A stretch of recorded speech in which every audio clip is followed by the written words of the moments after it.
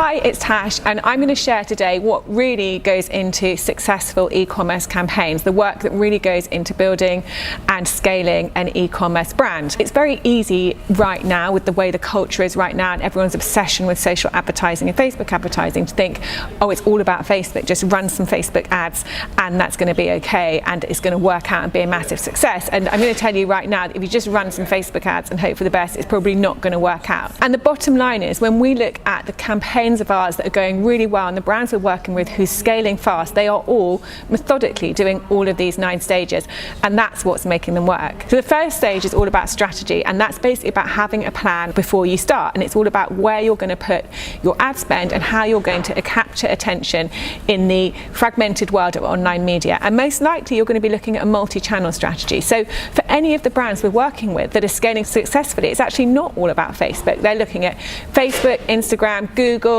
YouTube ads. They're looking at putting money in advertising across platform and reaching and retargeting consumers wherever they go online. So the second stage of our system is all about product and presentation. Does this product look the part? Is it being presented in a way that's going to appeal to a mass ABC1, most likely female consumer? And this is all about the photography, the website, the wording, how the product looks, and whether or not it looks like a professional, trustworthy website alongside those belonging to big established brands. And what's great about online is you can be new and you can still make yourself look great in that way, from investing in photography and investing in creative and investing in stylists, which are not a lot of money to get the right sort of look for your product. So we went on a shoot yesterday and I can't wait to share the photos with you because they are literally game-changing images for this brand.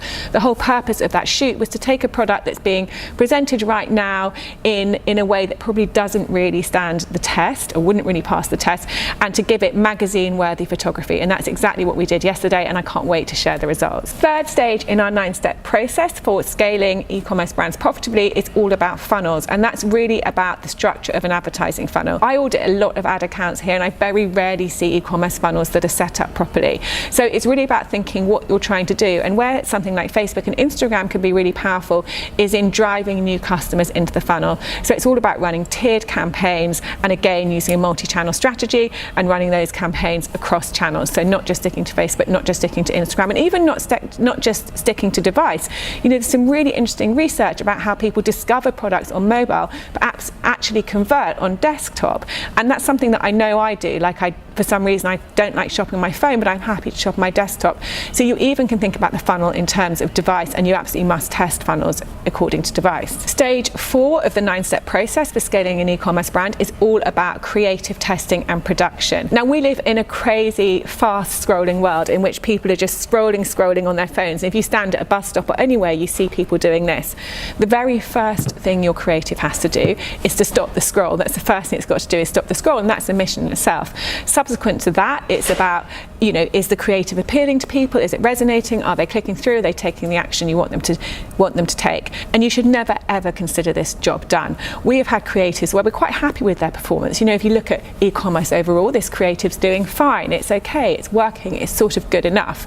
But then you launch a new creative in and it massively outperforms that first creative, and you find yourself thinking, oh my goodness, thank goodness we launched new creatives. So you must always be launching new creatives and testing them, and that means you've always got to be coming up with new and different ideas for the creatives for your e-commerce products and launching and testing them. Some will do well, some will not do well, but that's part of it. You've just got to find out which one does best, and also once one is doing best, never trust that it's going to last. You've always got to have more waiting in the wings. Step 5 in our 9-step process for scaling an e-commerce brand is all about the algorithm training. Now, if you think you can launch your brand and within 3 weeks you're going to have profitable campaigns, then you're either going to hope that you're really, really lucky, or you're kind of deluding yourself.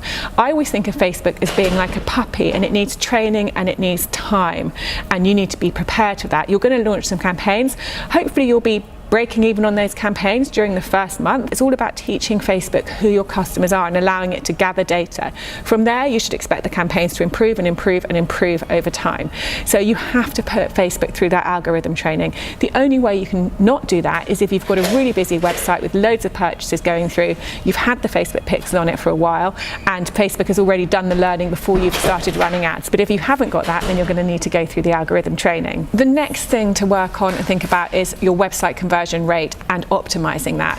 No matter how well your website is converting, it can always convert better. There's always something you can do to make that website an easier experience to browse through and to get more people through it. Some of that's about sending the right traffic, some of it's about the website itself. It really does make a difference. We recently took a website from a conversion rate of 1.5% to 6%, and it immediately adds like 80 grand in sales. So it's like the conversion rate optimization on the website is just as important as the ads. Don't separate the two. Don't be like, oh, you know, this is over here and that's over there. It's not. They're all working together. So you've always got to have your eye across both. Number 7 in the 9-step process is all about loyalty, and this is really done through Messenger and email, you know, good old-fashioned email. We have websites where the traffic we send from email converts at 10% versus the traffic we send from social, which might convert at 2 or 3%. Email is so important. I know people are like, email is dead, but I'm an absolute stickler for having all email sequences in place, and that is post-purchase sequence, abandoned cart sequences, and I'm a stickler for weekly newsletters. Just keep sending them. Forget like if people are bored or don't want to hear from you, they can unsubscribe. Just keep sending your weekly newsletters, and if you came and looked at our weekly newsletter campaigns and saw the sales they're driving, you would feel the same way. Number 8 in the 9-step process is all about analysing, measuring and refining, and that's about just being on top of the data and understanding what's working, what isn't. You know, are you getting cheaper clicks and conversions from Google? If so, that's great. Put more money into Google, but at some point Google, you may have enough money to cover all the searches, all the relevant searches for you, and Google becomes non-scalable. You've got to understand the cost of each channel, the cost per acquisition. You've got to have charts and data and analysis, and then make decisions based on that. Don't make decisions based on feelings, make decisions based on actual data, which brings me on to the final step in the 9-step process, which is about intelligent scaling. Steps 1 to 8 are all about getting as far as you can with the ad budget you have and optimizing the results that you're getting. So you know what's working, what's not. You've got creative testing, you've got a stable environment, you know how well your campaigns are going, you know what's driving sales. You have quite a broad picture in your mind of a multi-channel strategy and what's working and what isn't. Once you have that information, and you may be 4 months into your campaigns, you know, for those of you who think, oh, I have to have overnight results, that's not realistic. So you may be 3 to 4 months into your campaigns when you reach a point where you can begin to scale. And we call it intelligent scaling, firstly because we'll use software to scale those processes, and secondly because we're making those decisions based on data and what actually works. So I really hope that's helpful. Don't expect overnight results. This is the 9-step framework we at Bolt Digital have created to drive e-commerce brands through repeat, profit, conversions, and basically making everything work together in a holistic, integrated approach. If you've got any questions, just drop me a line and I'll be happy to help.